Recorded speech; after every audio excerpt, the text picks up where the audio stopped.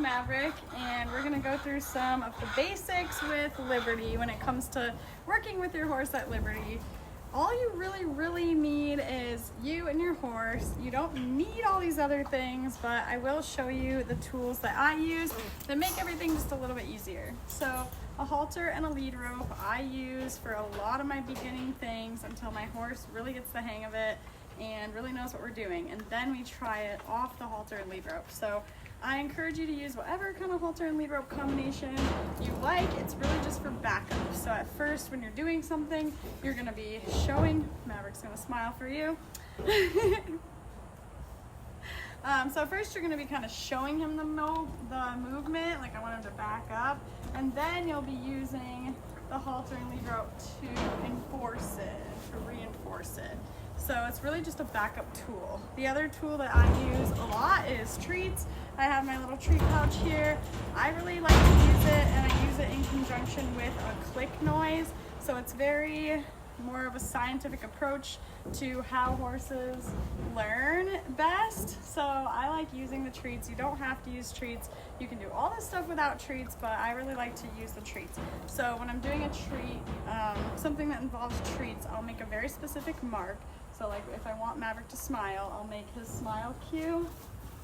And then when he smiles, I'll do that cluck noise. I also have a little clicker here. You can buy a clicker like this and make the little click noise very clearly, and then give your reward. That way, if you have a few extra seconds where you're fumbling around trying to get your treat out, you have that very specific, okay, I want you to do the smile, and then the second he does the smile, I'm gonna do a big smile for that.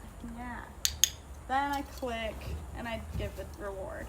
So you can use that if you want. Sometimes it's really hard to carry this around, so I just use the cluck noise.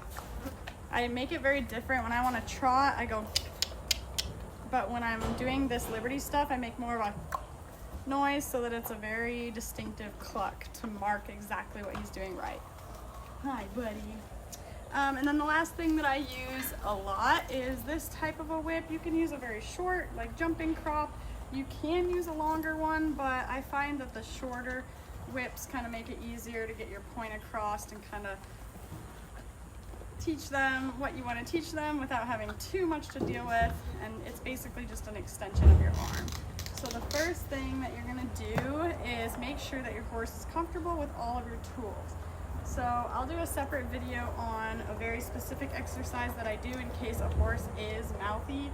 Right now Maverick's just kind of like begging, but he's not specifically trying to bite me to get the treat. He's not being really aggressive. He's just trying to like be cute, which is also not my favorite thing. So I'm kind of just like blocking him and reminding him that that's not the idea right now. But if your horse is more pushy and mouthy and can't focus on anything you're trying to do because they just want to get the treat, then there's another exercise you can do for that.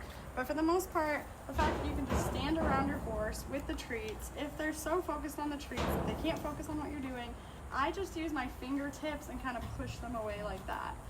And then you can use the other exercises, of course, that I'm going to go over in another video. But for now, just being around your horse and having your treat pouch on and having them not scared of it, but also not trying to eat it the entire time is really important.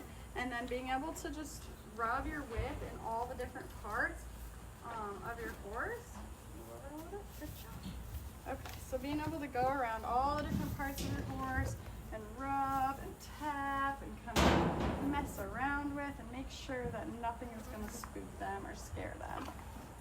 Because when we want to very specifically put our cue there and say, okay, now move your hip, move your hip, move your hip, you don't want that little bit of a wiggle of your whip to be so much for them that it's overwhelming and then they can't distinguish between the smaller cues. So you really have to, good job. You really have to just work on it a little bit each day and just make sure that your horse is comfortable rubbing all over with the whip before you get started, and make sure that you can stand next to them and have a treat pouch on without them getting super mouthy, and being able to kind of block them like this and get them back on track so that you can start the next thing you want to do. So that's the basics of desensitizing to the tools. I would say just being able to rub this all over and being able to have your halter, your lead rope, your treats if you want them, and just be able to be ready to go. That's the main step.